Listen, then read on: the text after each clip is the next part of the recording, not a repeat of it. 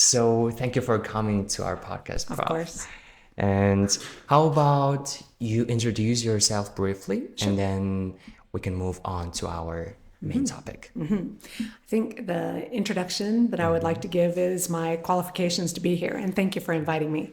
I've been a psychologist for 25 years, and I teach at Mongolian International University.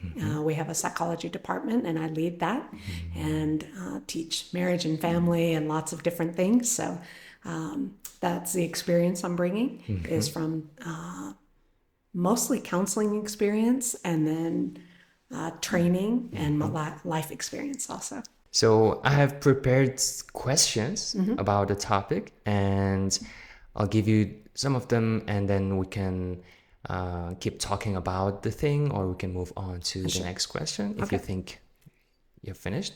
So I want to know, as someone with an extensive experience in psychology, how do you think that impression during first date influence the overall relationship? It really does. First impressions are our snapshot of who we think somebody is, but that comes from our own history, and it may not be who that person is. So I think even though we usually don't change a first impression, we should be aware that it could be wrong, right? A person could be very different, but first impressions are very powerful. Okay.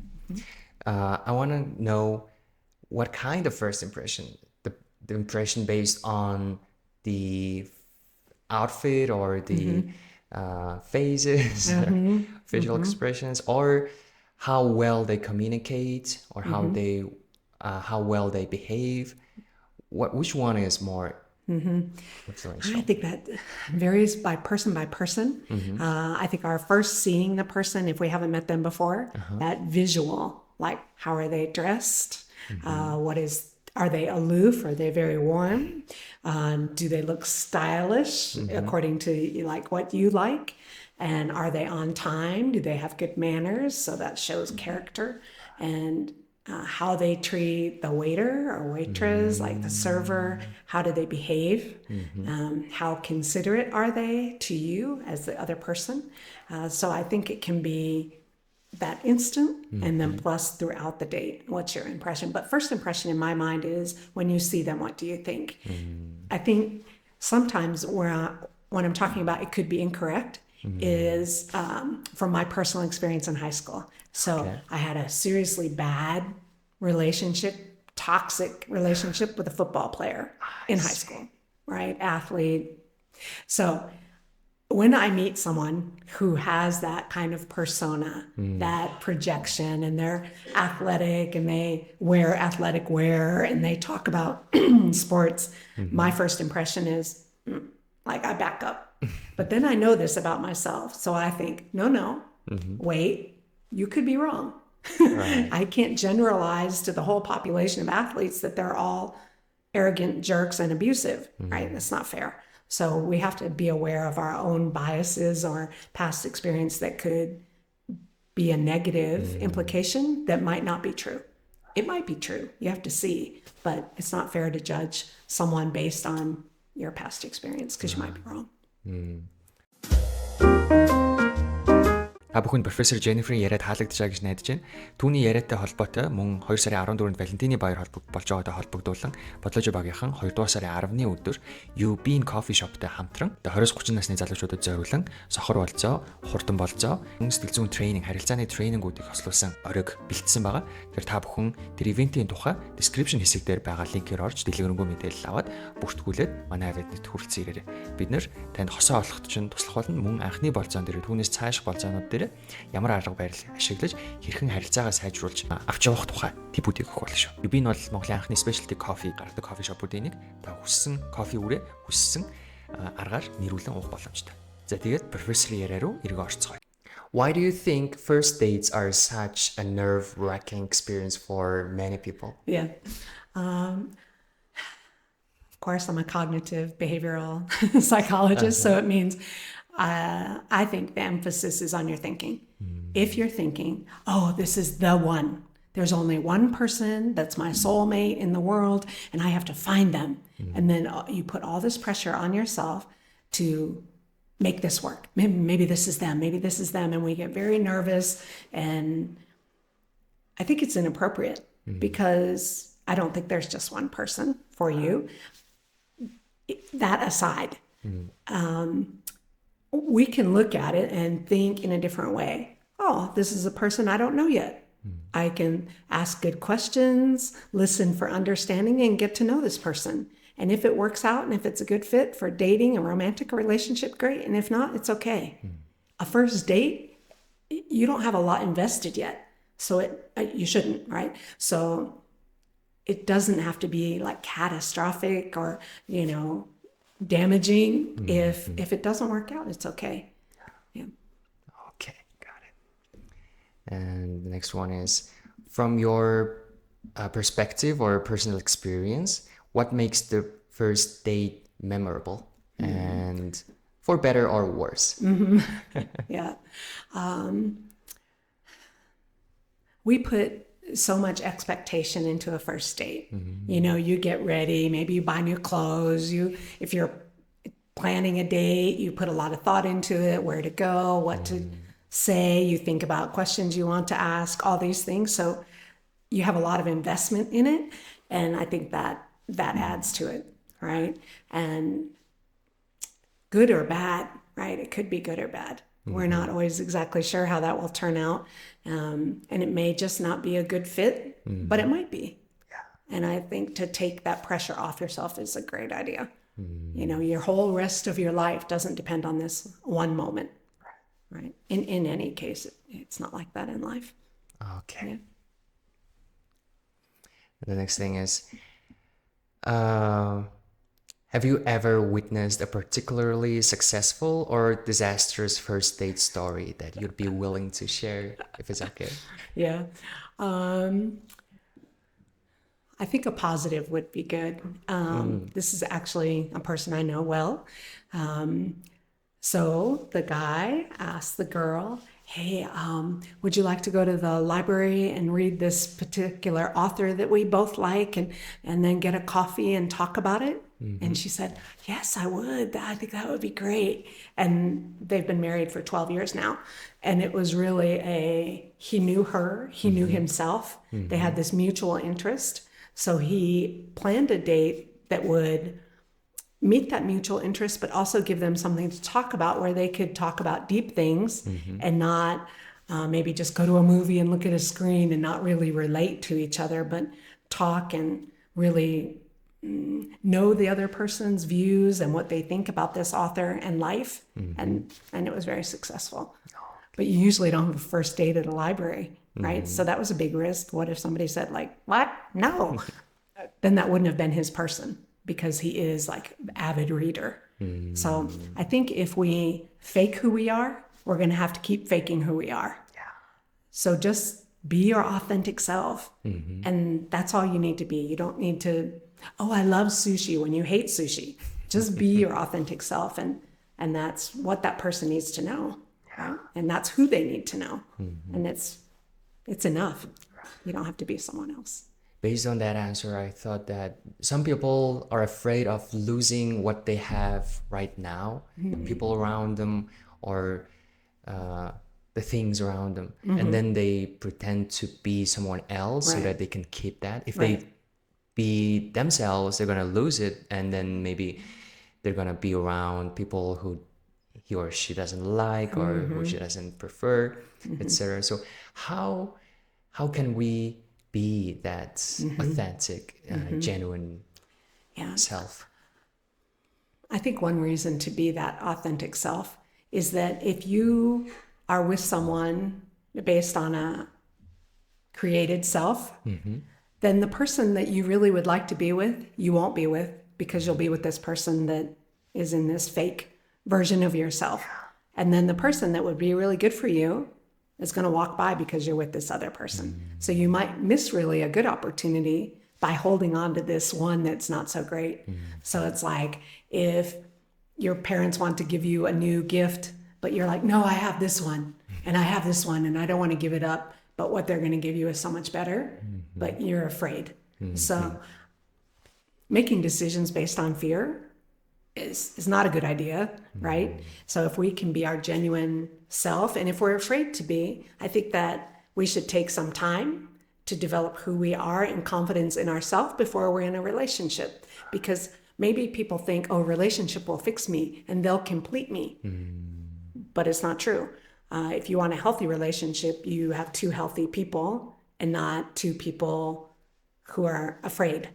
Right? So you want to be two healthy people going forward. So I think if you're feeling that, oh, I just must be in a relationship to complete me, or I'm not enough if I'm not in a relationship, then it's a time to work on yourself, grow who you are, what you believe, what are your values and your goals, and be single while you figure that out, and then be in a relationship later. Then you'll be a more healthy person and more confident in being a genuine, authentic self.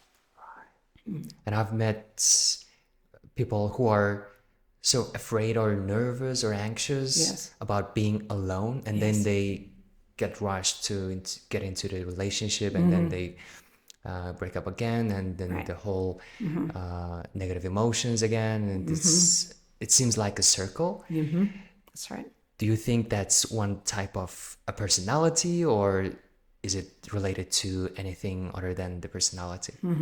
I would ask them, why do you feel that you cannot be alone? Oh, being alone isn't bad. I know, I think our society and families and every, holiday, people are pushing you. Do you have a girlfriend? Do you have a boyfriend? When are you getting married? And that's not helpful. But it's not bad to be alone. And it doesn't mean you're unlovable. And maybe that's our translation.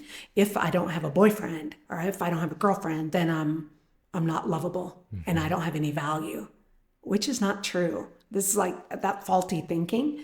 So I would suggest, hey, what are you thinking about?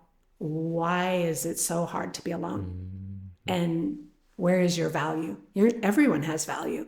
It doesn't depend on the other person. I have a boyfriend, so now I have value. That's wrong, right? So I would suggest not being in relationship for a while, being in counseling for a while, and talk about those things. Talk about, what are my character traits? Who do I want to be? And what am I actually looking for in someone else? And what are my deal breakers? What would make me walk away from a relationship? We should have boundaries, just like we have. We have a front door in our house. We have a hasha. We have a gate. We don't just keep our gate open, do we? No, people have to knock and we decide who comes in. But we don't do that personally somehow. Oh, everybody can come in. Well, I don't think that's a good plan, right? If we protect our house, we should protect ourselves. And so let's have some gatekeeping and say, just because someone gives us attention, it doesn't mean that's a good person for us. We can say, what qualifications do you have and what kind of character do you have? Not just, oh, he has a car and money and dresses nice. Okay, I mean, maybe that's a start, but it doesn't really tell you who he is. And so that's where talking and getting to know someone is important. Who are they really?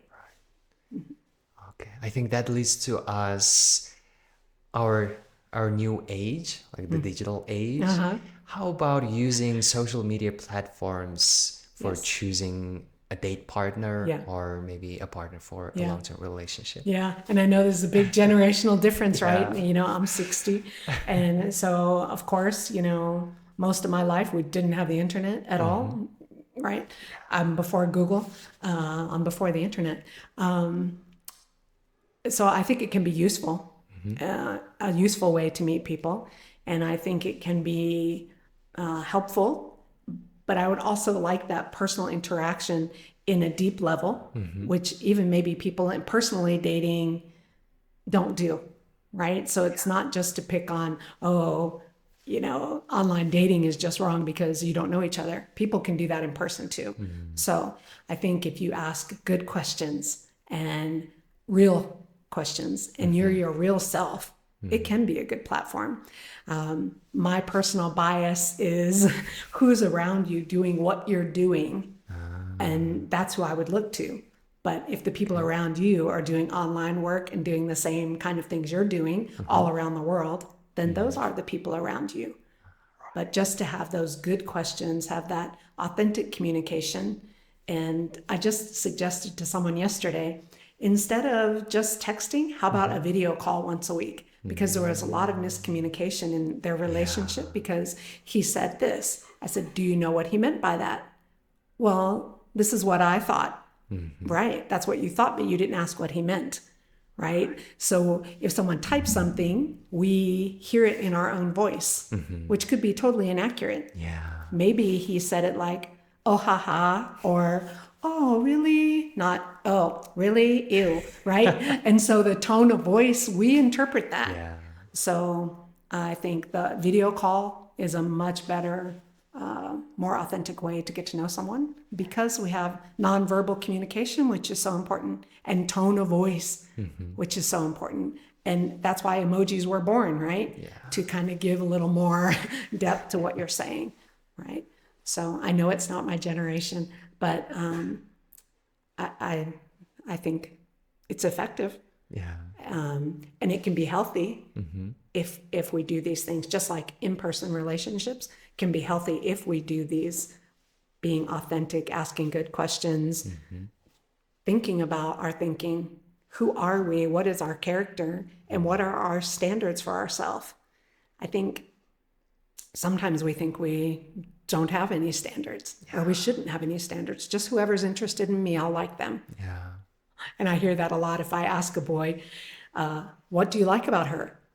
He will say, well, she likes me. Well, that's nice, but what do you like about her? Well, he doesn't know anything about her. Like he just is responding to her approach. So I think that's not enough. Yeah, in person or online either. Yeah, that reminds me of people who are too humanitarian and they don't put standards or qualifications when choosing a friend or a partner, and then they're just welcome to everyone, and then they accept whoever comes to them. Yes. So that's not it. Yeah, especially in romantic and intimate relationships. I think you can make friends with anybody, but people who have access to you, that should be a big boundary. You should have some standards for yourself and for them. I see. Okay. Yeah. Great question. The next question is, what are some things you think people should do to make a good impression on a first date or on every date? Yeah, on a date. on every day. Yes. I think being on time is really important. It shows value to the other person. Good manners, very important. Clean clothes. Right? I think some people just think, oh, however I am is good. Well, not always, right?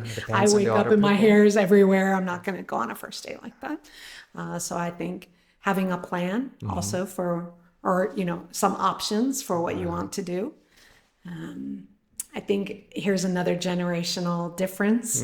And I did research, and both sides are being argued, which is the best, like should men ask women out or should girls ask guys out, and which is better. And so it's really a controversial topic. People on each side very passionate about their side. And should dates be planned, or are we going to just do the Netflix and chill and the hookup culture, or we just meet somewhere, do something, go home separately, or hookup culture again, which I think is very shallow and not meaningful and not at all what people really want. I think they're settling for that because it's easy, but it doesn't satisfy your soul and really that belonging. So Okay. I know it's a big topic. Yeah. Since we're talking about the generational differences, what do you think about meeting people you don't know? And what was it when you were younger? And how did you meet your husband? And how were the connections being built? Right now, we can use Instagram or Facebook, and we can see YouTube videos, and then we can just send a message, and then we can meet up anywhere, everywhere, right, anytime. Yeah. What do you think about it? Yeah. My concern about only knowing someone online just by what they post is that's really a curated impression. I don't post pictures of how I look in the morning. I don't post anything negative about myself, and most people don't. So do I see how they react in a day-to-day situation? How do they react when they're angry? How do they treat a puppy on the street? How do they treat a server? How do they treat a custodian? That tells me a lot about their character. So that's where I'm concerned about how well do you know this person? And I think there are ways to do that, like asking good questions and having really deep conversations. You can do that. I think, though, most people don't do that. How I met my husband. Everyone at MIU knows his story, and now more people are going to know. This is why I teach this, because I didn't do it right when I was young. I was a boy chaser myself. I was a pick-me girl because I was insecure, and and so I met my husband when I was at a boys' dorm meeting someone else. Okay. So I asked him, "Do you know this person?" And he's like, "Yeah, that's my roommate." And I'm like, "Oh, okay, could you get him for me?" And he had a girlfriend at the time. Okay. My husband had a different girlfriend at that time. And so we weren't interested in each other. But the interesting thing is, that day we both remember, even though we weren't there to meet each other, that day we remember what each other had on. I know exactly what he was wearing that day. Okay. Though he wasn't trying to make a first impression. He was a like cowboy back then, and he had an Oak Ridge Boys concert t-shirt and cowboy boots and Wrangler jeans, and I know exactly what he wore. And so we made a first impression without trying to make a first impression. And I think that's a good way to make a first impression, you know. And he knows what I had on. I had like hospital scrub shirt, jeans, and I always wore Adidas even before they were cool, and no one wore them then. So what I've learned over time, and actually getting a degree in psychology and doing my own work personally, the counsel that I give is because of what I did and what I did wrong. And now what I know what's right. I didn't have boundaries. I didn't have standards. I'd never heard of such a thing, which is the same as all the people that we teach at MIU. They have never heard this. Like, you can have a standard for yourself. You can say, I will not tolerate violence. And actually, Tom, in my first date, I said two things. I didn't know they were deal breakers, but that's what we call them now. I said, well, what you need to know about me is two things. If you ever put your hands on me in anger, you will never see me again. 100% serious. And he went, okay. I said, and if you ever cheat on me, you will never see me again. And he said, okay. And we've been married 40 years. So so it didn't start healthy, but it is healthy now. And so we've done a lot of our own personal work, read lots of books on marriage and parenting, and learned. His degree is in sociology, mine's psychology, and his philosophy also. So it's a lot of discussion and talking. And I think that's the part that people don't understand about relationships is good relationships. You have a lot of hard conversations, and you have to risk being vulnerable and saying the truth about who you are and knowing what that is. And they get to say the same thing, and to listen to understand the other person and to want to understand them, not just take pictures and wear matching gloves. Like, there's a lot more like to relationship than that. Wow, interesting. It's a progress. Yes. And when you're talking about the things that he needed to know about you, my girlfriend also told me that if I ever raise my voice too higher and lay hand on her, she said she would leave me. And then I said, okay, if we ever cheat on each other, I will tell you and I can be with you. And if you cheat on me and I know that, I can be with you. Right. And then we've been together for around 4 years. Yeah. So I think that's one of the boundaries. Yeah, right. Yeah, that's great. And I hope this relationship will last forever. That's right. What is the difference between having a normal life and a dating or dating life, I mean, a life in a relationship? Is there any difference? And what should other people around the people who are dating should know and take into consideration? I think when we're first dating someone, we shouldn't tell them immediately all our deep things, you know, and all of our exes and all of our experience and all of our everything. I think we should wait until we know if this person is trustworthy and we're in a deeper relationship before we talk about all that. I think it's one of the mistakes people make is, I'm going to talk about all my exes and all my experience. Like, maybe not.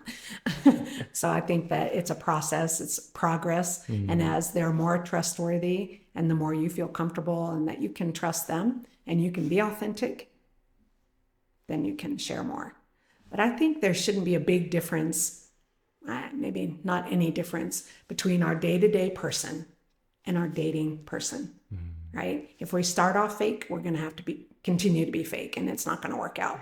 So I am who I am, and this is myself. Right. And if that works out, good. And if it doesn't, it's okay. But I don't want the other person to be fake either, right? I know a woman who would get up an hour early and do all of her makeup and hair and then lay back down. Wow. So her husband would see her, you know, beautiful when he woke up. I think that's problematic. You don't feel comfortable being your like morning self in front of your husband. I think that's a problem. So I think we should be who we are generally in every situation. But of course, there are different roles that we have and we behave differently. When I'm with my students, I'm very more relaxed and my language is different than when I am with the president of MIU, right? I'm with President Kwan, I behave differently. That doesn't make me two different people. It means different situations require different behavior. But with a romantic relationship and who I am on the day-to-day, it should be the same. I should be congruent. And that's a big, when we're incongruent, that's where stress happens. That's where anxiety happens. If I'm different from what I say, if I'm doing something different than what I believe is right, then I'm incongruent and that causes stress. Right. I think maybe in the future episodes, when we have another topics, I hope we can talk about the congruence in psychotherapy. It's huge. Right? It's huge. That's a great topic. And how are you digesting the social or cultural differences between Mongolia and the USA or any other countries that you have been to? And you have been in Mongolia for more than around 10 years. 10 years, right? Yeah. I first came in 2010. 10, oh, so it's 15 years. Yes, but I started living here 2014. I see. Yeah. So cultural differences, my family culture is very, if something needs to be done, we do it now. So that's a very different culture than like Margash, which I thought meant tomorrow, but it just means not today. I've learned like it doesn't mean tomorrow actually, because I was like, okay, tomorrow. No, wrong. It just means no. So it's a big cultural difference, right? I lived for 3 years in the Philippines, and that was the first time that I really pulled a culture card because I had spilled coffee and I was cleaning up my coffee and then I cleaned the desk. And then I was accused of, oh, so you want to be the president of the university? And I was like, I didn't understand it all. What? I said, no, my culture is if you make a mess, you clean it up. Okay. I don't know any other way to be. And they said, no, you must call a custodian. I'm like, I'm right here. I can clean up my own mess, right?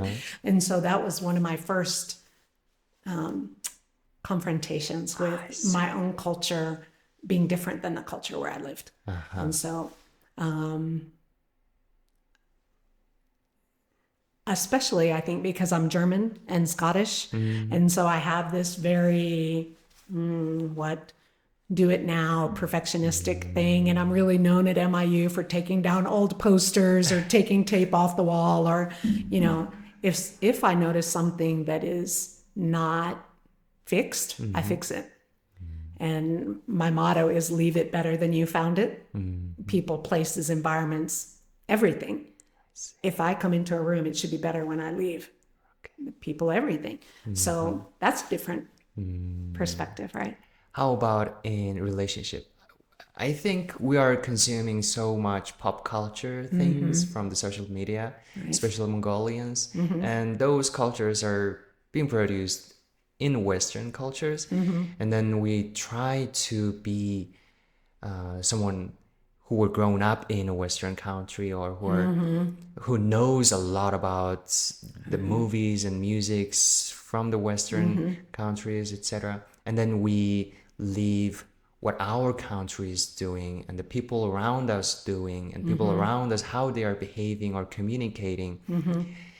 So do you think, have you seen anything like that, or do you think that is the thing that we should do or shouldn't do, or is it just free? Yeah. One of my students asked about, is it dangerous in America? Like, you're going to America, won't you get shot? And I'm like, do you watch rap videos? Like, everybody's getting shot. And like, okay, I don't live in East LA, right? So that's not normal. That's not typical life. So I think what we're viewing, what we're building our ideal on, reflects a minority of the culture, not all of the culture. Not all people live that way. Not all people hook up with people that they don't know and they don't care. Like, I think that's inaccurate. And then, for other countries to replicate that, which is not exactly the whole picture, can be really dangerous. And I think that's what you're asking. And so I don't think it's a great idea to look at videos and music videos and think, oh, this is what everybody does, because it isn't. I think it's a minority of what people do.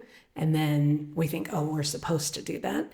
And I think if it doesn't fit with your authentic self, you shouldn't do it anyway. If you feel conflicted about it, don't make that choice, right? But and to know that it's a curated message they're sending, and they have an agenda, right? To get more views, for you to be addicted to different things. So it's not a benevolent outreach, right? They have a purpose. And so I don't think replicating all that is a great idea. We've seen that with, I'm going to say K-pop, we want to replicate their style, we want to replicate their hair. But in those bands, we've seen a lot of unhappiness and strife and conflict and suicide, sadly. So even though they project, oh, we're happy, they're not. So let's look at their real lives. So I think we should not take all the media as our model for living. There's a much deeper life full of meaning and purpose, which is not what they're promoting. Right? It looks fun, but I don't think it's real. Right.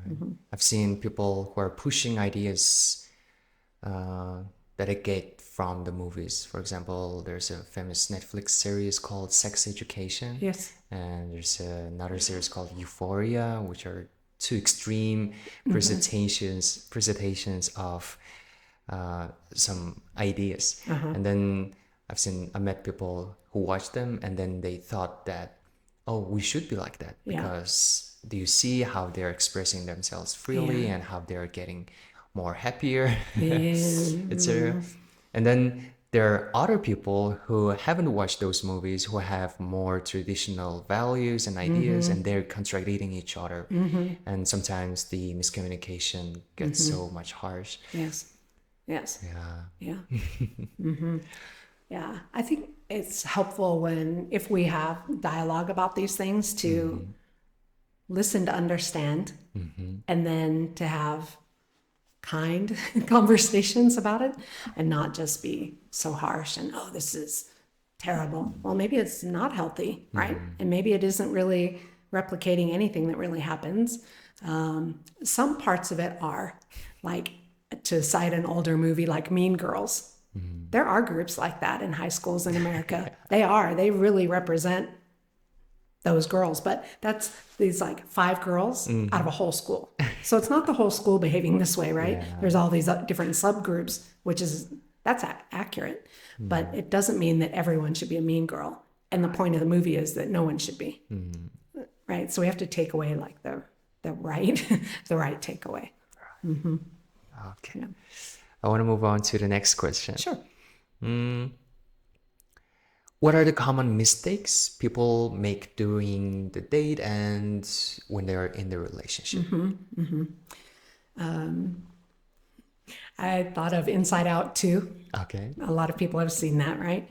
So I think of anxiety, you know, she's just creating chaos and she's not helpful for Riley. So we need to keep anxiety, you know, in the proper place. And then I thought of wee wee, you know, on the phone and just, and that looks so familiar to me, working with students. So, and then embarrassment, you know, with the hoodie and being afraid to be himself. And these can all be facets of our personality, but I think we shouldn't full-fledged be that way at all. And I think it's a mistake on a date, right? If you're on your phone, I interpret that as you're not interested in me. So why should I be here? Yeah. So if that happened to me on a first date now, knowing what I know now, if I was 20 and I come in and he doesn't stand up and he doesn't get off his phone, I would leave. And if I'm there for 10 minutes and he's not there and he hasn't messaged and said, hey, I'm on my way, I'm sorry I got delayed, I really apologize, I would leave and I would not meet them again. Because you've just shown me who you are. And there's a Mel Robbins talks about that. When people show you who they are, let them, right? We can't control other people. So when they show you, Oprah says it too, when people show you who they are, see that. Don't think, I'll change him. Oh, he'll be different if I'm with him. That's a big girl belief. It's inaccurate, but yeah. Yeah, actually, I was about to ask that question. Do you think people can change each other when they get into the relationship? Maybe the bad behaviors or the bad habits, or maybe in some extreme cases, violent behaviors? No. No, I think we do influence each other, you know, in positive, and it could be negative ways. But if I'm in a relationship and I think because of my love, he'll change. And he may say that, or she will change. I know that she cheated on her 3 previous boyfriends, but she won't cheat on me. That's inaccurate because cheating is your character, their character. It's nothing you did wrong. Cheating and violence is their character. That's who they are right now. So you can't change them. They have to decide to change. And some behaviors people don't want to change because there's so much payback for it. Like I'm in control. People are afraid of me. I get what I want. Why would they change? Right? So I believe people can change if they want to. But you thinking you're going to love them into change after 25 years of counseling, I would say, no, you don't. So if you see these flaws in a person and you're on your first date and you think, oh, with me, they'll be different. They won't. That's just you kind of being desperate. That's really blunt, but it is, you know, he'll be different with me. It's not true. Yeah. I've met a few of my friends were saying to me when we were younger that, oh, he or she has these good sides, advantages, and she can do this and that, but she has some kind of bad behaviors or violent actions, and then they think that, well, I'm going to focus on the good things. And ignore the bad ones. Ignore the bad ones. So I can be with someone. Yeah. Yeah. What's our term now? Like being a pick-me girl, you know, it's not healthy. You kind of sell yourself out for something below your own standards. And then you're resentful and angry and manipulative and jealous to get your way. That's just like compounding unhealthiness. So it's not a good strategy. Yeah. Okay.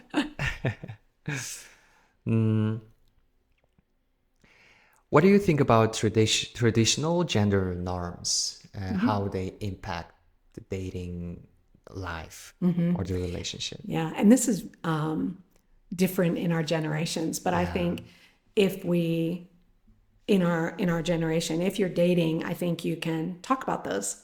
That's a good thing to talk about. You know, do you both pick where you want to go? Do you split the bill? Do you pay for your own taxi home? Or do you feel like, well, I should go get her at her house and pick her up and bring her. And I'm a guy, I should pay for the date. Or do you think, and this is why some women are afraid of that, is, oh, then he's going to expect something that maybe I don't want to give because he paid for all this. And then some people say that, well, man, I just paid for all the dinner.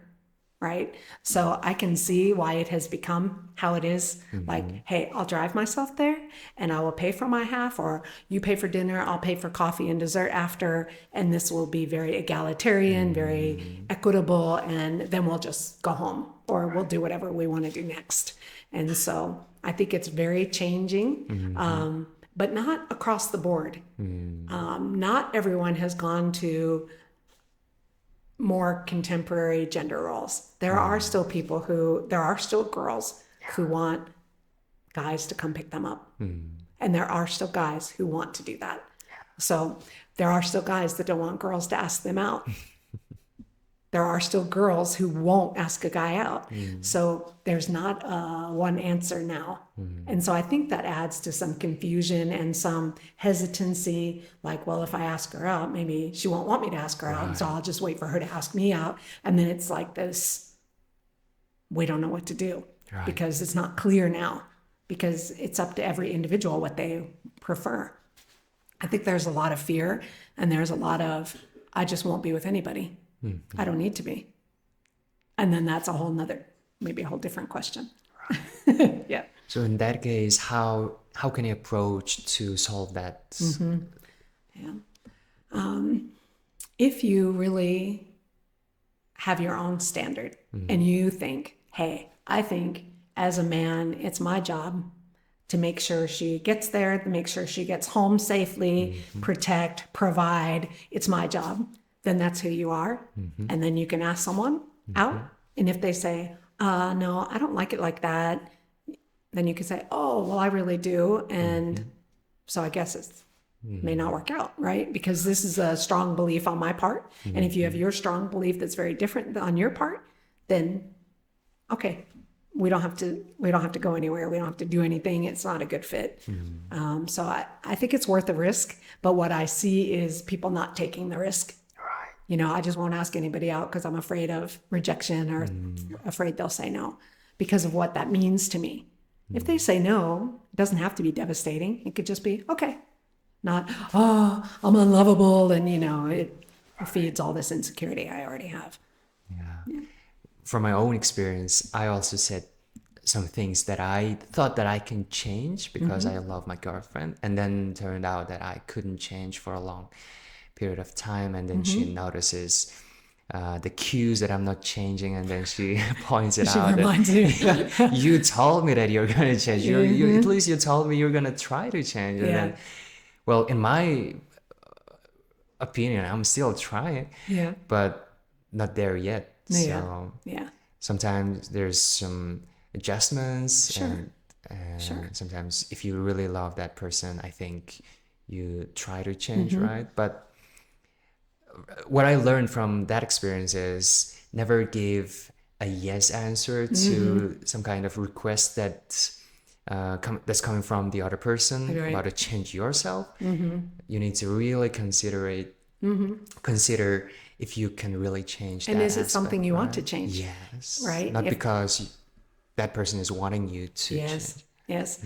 And I think this is the first year of marriage or the first year of living together is like, how do you put the toilet paper on the toilet paper roll? How do you squeeze the toothpaste? Like, oh, everyone thinks every other person does it their way, right? This is universal. Everyone does it this way. Well, no, they don't.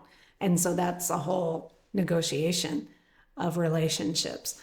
Do you open the car door? Do you pay for the cab? What are your standards? And I think it's important to hold to your standards unless their argument really convinces you. Like, oh, previous boyfriends have expected this and this and this, so I don't want to do that. Well, that's an understandable reason, not that they don't want you to, take care of them. And that's that's another topic too.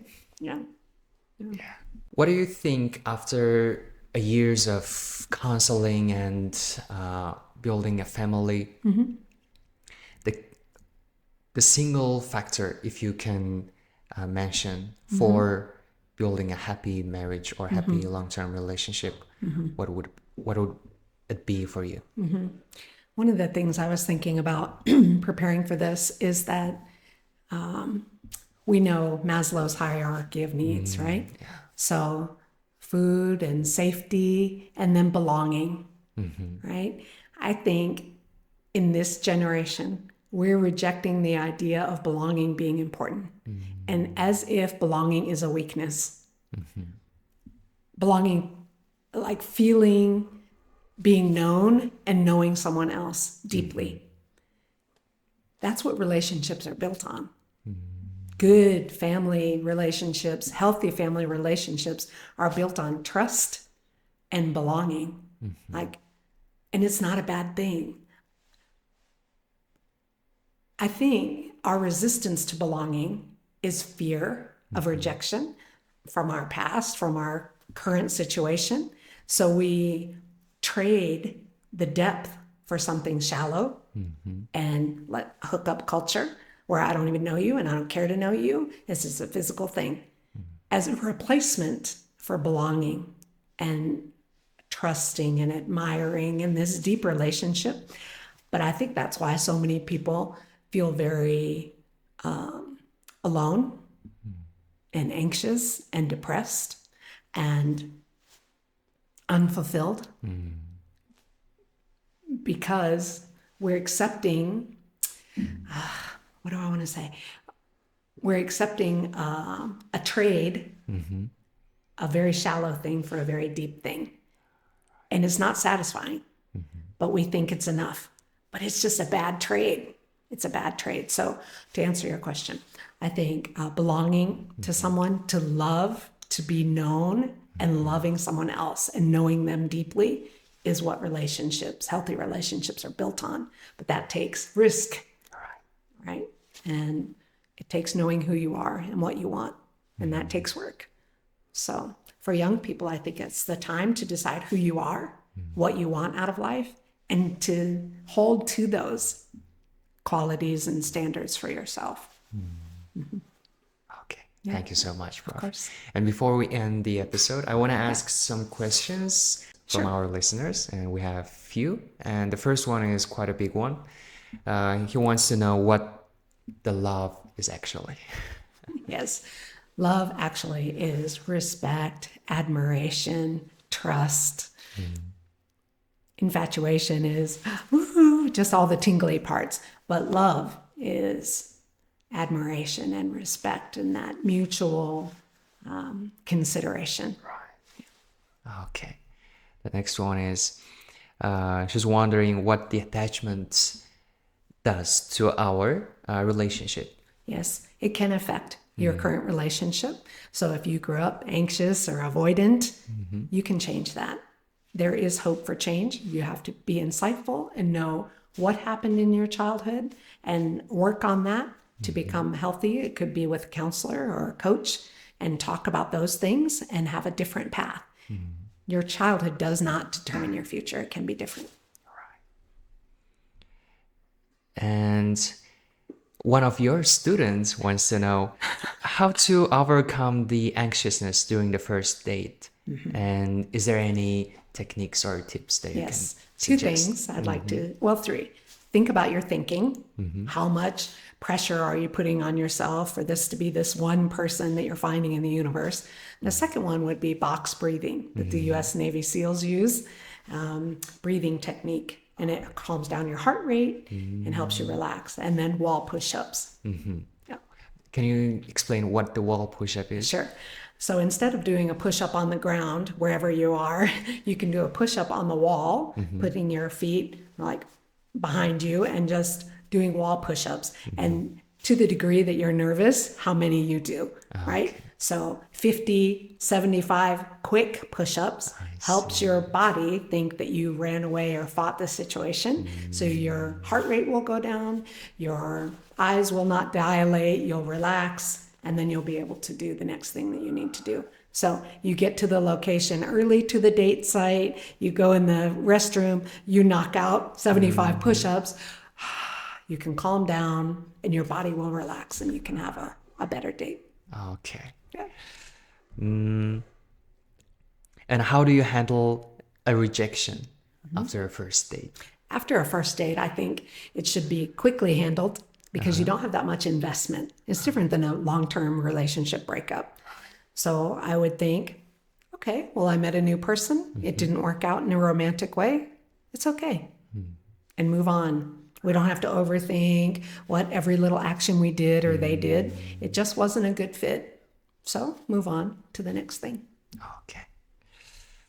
The next person wants to know about ghosting, and especially digital ghosting. Yes. And is there a difference between who's ghosting and who's being ghosted? And can it be related to the resilience? Or what she says is psychological flexibility.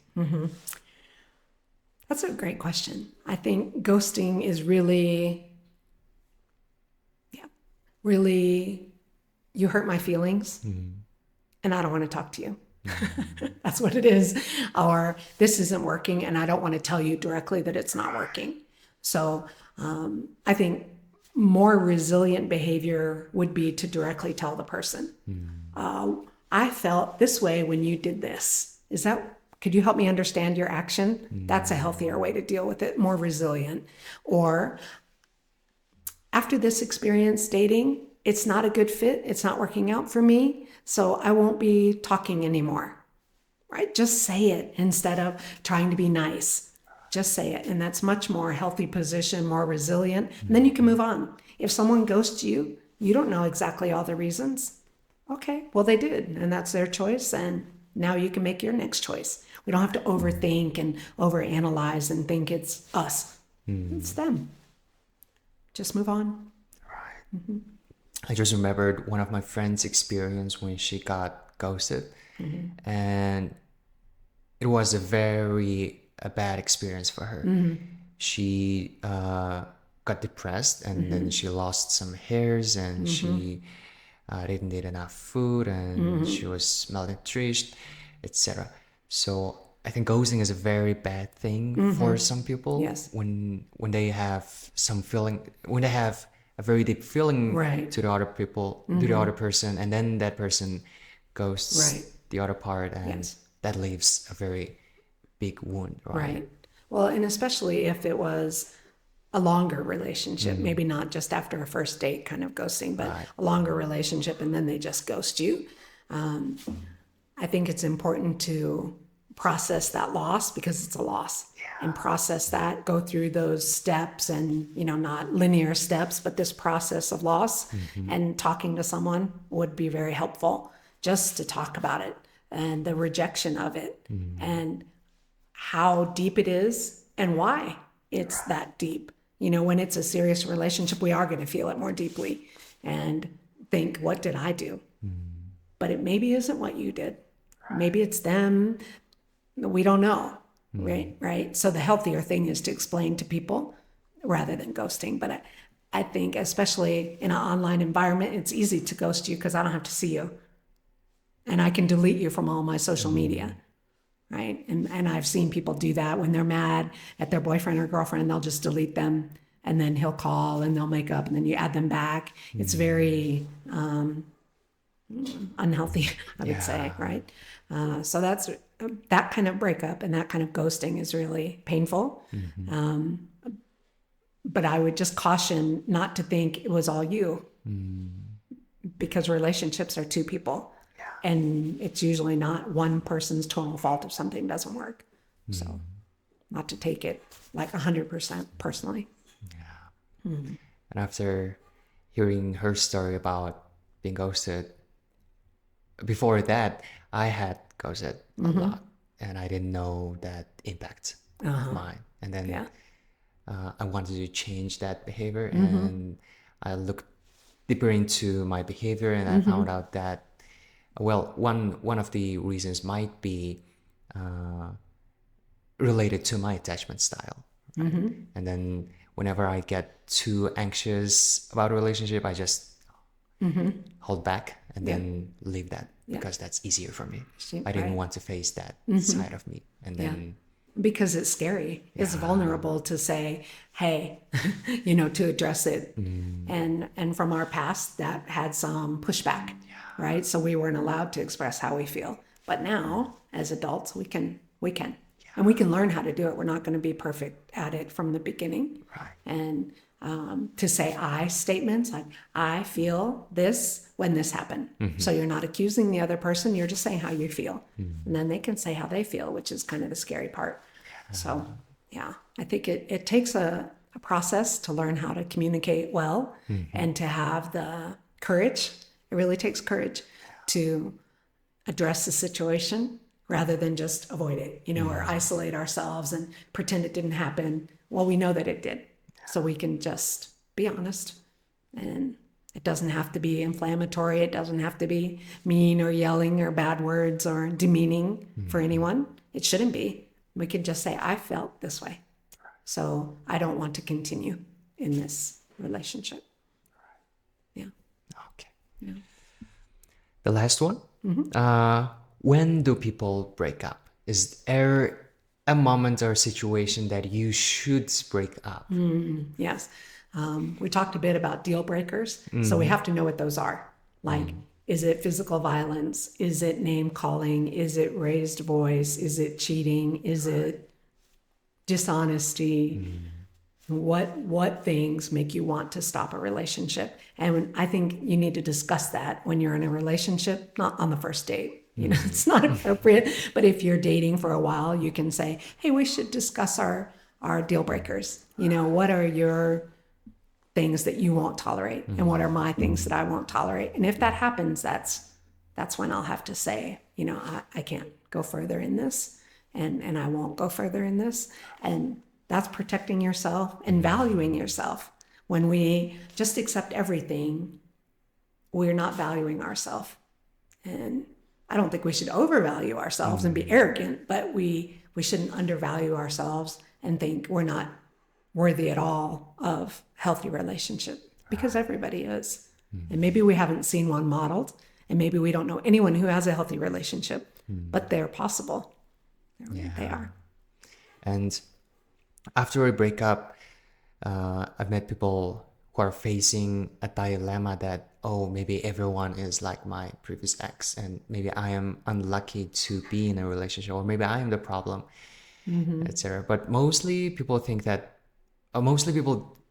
turn to be afraid of other people. They lose hope in other people.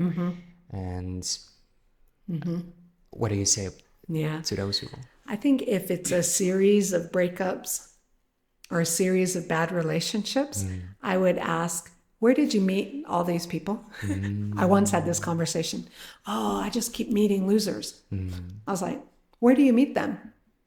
Well, I met my first husband, in a bar. And this is a true story. And your second husband? Yeah, in a bar, in a pool hall. And your third husband? Oh, yeah. Maybe I should look for people in different places. Maybe there's a common theme. Or maybe you're choosing the same kind of person that's unhealthy because that's familiar to you, but it's not what you want. So you maybe need to do some work within yourself. Why am I choosing unhealthy people? If this keeps happening, if it looks like a pattern, then what is that? And I think to have an objective, I would go back to counseling, to have an objective person see that, because counselors can see without all the intermittent detail, like patterns, and ask good questions about that. Oh, I see this pattern of this type of person. Is there any other person in your life that was like that? Oh, well, my mom. That's interesting. So maybe you're not resolving this same kind of relationship again and again. So what would it take to choose someone different for you? And do you think you deserve someone different? Right? So we're back to why go to a counselor. You don't have to be crazy to go to a counselor. You can have questions just like this. It's just an objective person that can ask good questions and see it from a different viewpoint and ask different perspectives, that's been trained and is confidential and won't gossip about you. And, you know, I really do want to change the perception of counselors. And that's one of my goals, is that you don't have to have a huge traumatic event to go to a counselor. I mean, you can also, if you have a traumatic event, go to a counselor, but it doesn't have to be that serious. It can be, but it doesn't have to be. That actually works for the counselors, right? What do you say to the counselors who are always trying to dig into the childhood and the traumatic events, or the libidinal evolution, etc.? Yeah. I wouldn't push anybody to go there.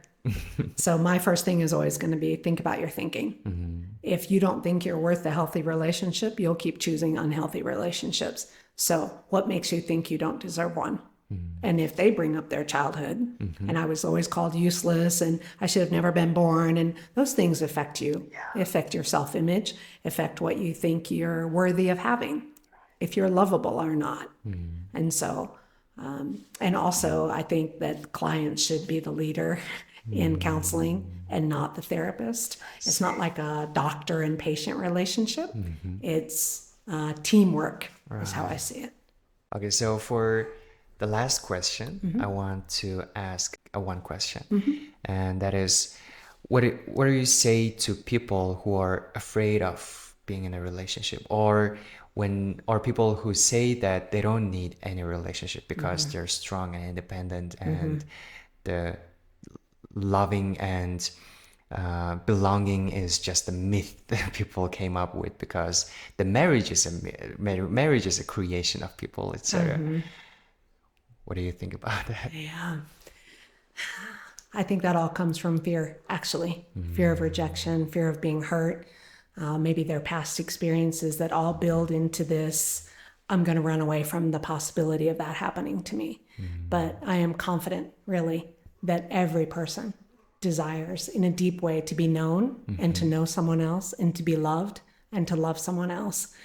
It's backed by theory. We have Maslow's hierarchy of needs that just above food and safety is belonging.